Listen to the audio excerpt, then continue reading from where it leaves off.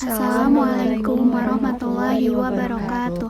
Kami dari kelompok 4 akan menjelaskan Tentang perang Diponegoro. Selamat menyaksikan. Latar belakang Perang Diponegoro.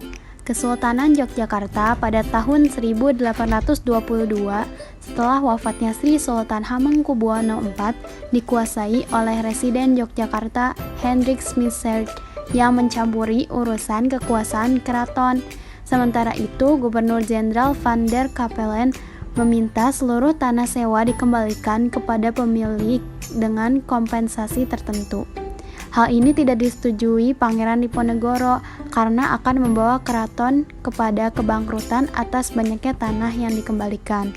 Namun, Smisert berhasil meyakinkan Ratu Ageng dan Patih Danurejo selaku wali raja untuk memuluskan kebijakan tersebut. Keraton terpaksa meminjam uang dari Kapitan Tionghoa untuk membayar kompensasi tersebut. kronologi Perang Diponegoro. Pangeran Diponegoro memimpin atas pasukannya dengan perang gerilya. Gubernur Jenderal Van der Capellen menjalankan strategi, yaitu mendirikan benteng di setiap tempat yang ia kuasai, dan juga untuk mempersempit gerakan dari pasukan Diponegoro. Karena melemahnya kedudukan Diponegoro sehingga menyebabkan ia menerima tawaran untuk perundingan dengan Belanda di Magelang. Perundingan ini pun gagal dalam mencapai kata sepakat. Karena inilah Pangeran Diponegoro ditangkap dan dipindahkan ke Manado, kemudian dipindahkan lagi ke Makassar. Perang ini berlangsung selama 5 tahun dan membawa dampak yang membuat kekuasaan wilayah Yogyakarta dan Surakarta berkurang dan banyak menguras kas Belanda. Perang berlangsung secara stagnan sampai dengan tahun 1828 ketika Belanda di bawah Jenderal de Kock menerapkan taktik benteng Stelsel yang berfungsi untuk menjepit pasukan Jawa. Kiai Mojo berhasil ditangkap pada tahun yang sama. Menyusul tahun 1829, Pangeran Mangkubumi dan Sentot Alibasa menyerah kepada Belanda. Pada Maret 1830, Pangeran Diponegoro yang terjepit di Magelang kemudian menyerah kepada Belanda dengan catatan anggota-anggota laskarnya dilepaskan seluruhnya. Penyebab terjadinya Perang Diponegoro. Yang pertama, menguatnya pengaruh Belanda di dalam keraton.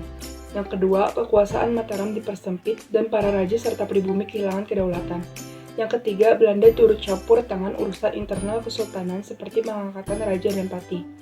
Dan yang terakhir, kekecewaan para ulama karena budaya Belanda tidak sesuai dengan ajaran Islam. Dampak Perang Diponegoro bagi Indonesia. 1. Menewaskan 200.000 orang di Indonesia. 2. Menurunnya perekonomian di Indonesia. 3. Hasil dari tanam paksa digunakan untuk membiayai pihak militer Belanda. 4. Perang dirasakan oleh seluruh Nusantara. Selanjutnya, ada dampak Perang Diponegoro bagi Belanda. 1. Kas Belanda berkurang karena membiayai perang. 2. Kekuasaan Belanda di Jawa semakin berkurang.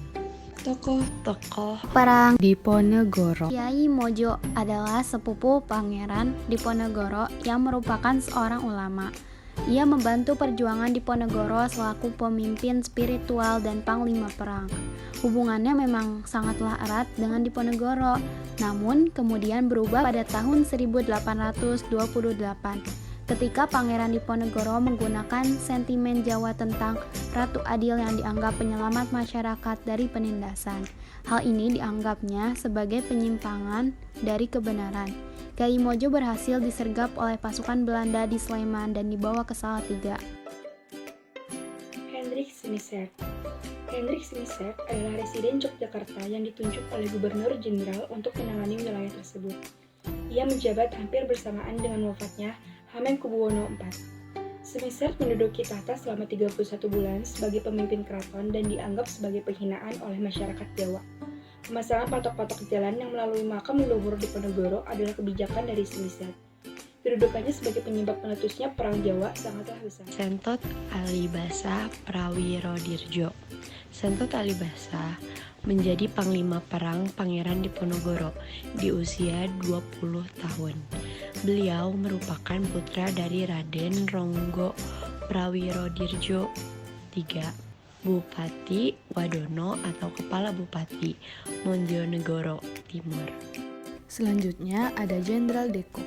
Jenderal de Kock adalah Gubernur Jenderal Hindia Belanda yang berkuasa pada tahun 1825 hingga 1826, bertugas untuk memadamkan api pemberontakan di Ponegoro di Jawa. Namanya digunakan atas salah satu benteng di Bukit Tinggi yang menjadi titik penumpasan pemberontakan Imam Bonjol di Minangkabau. Sekian dari kami. Mohon maaf. Jika ada kekurangan, Wassalamualaikum warahmatullahi wabarakatuh.